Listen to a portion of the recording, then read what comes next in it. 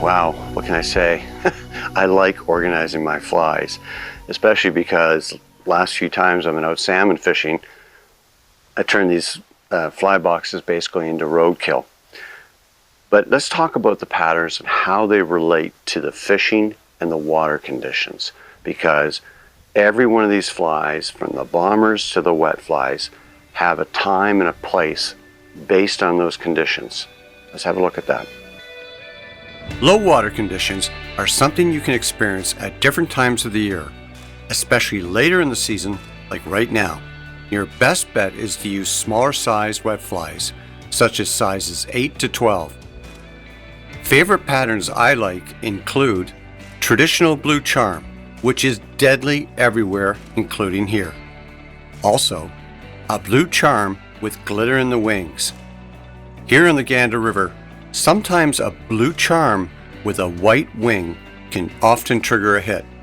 A fly that many associate with topwater action, but can also be fished as a wet fly, is the glitter bug, also known as a green-ass bug. 4 years ago, I caught most of my salmon on the Gander on this fly swung beneath the surface like a wet fly. For topwater, it's hard to beat bombers and bugs. The bumblebee has worked very effectively for me in both Labrador and Newfoundland. White and chartreuse bombers with orange hackle tied long is one of my favorites. This particular fly was invented by Paul White and is known as the dirty bomber or dirty grandpa. The longer and softer the hackle, the better.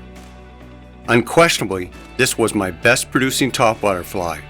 It drives salmon crazy. These are some of the flies I'll try out this week. After finally sorting out all my flies and gear, it was time for a little reading and a nap. Tim and Josh finally arrived. Hey boys. And after taking their luggage to their rooms, they got settled in. Though exhausted from travel, they decided to go out after dinner and cast a fly. But unfortunately, with no success. However, later we were all rewarded with the wondrous northern lights before bed.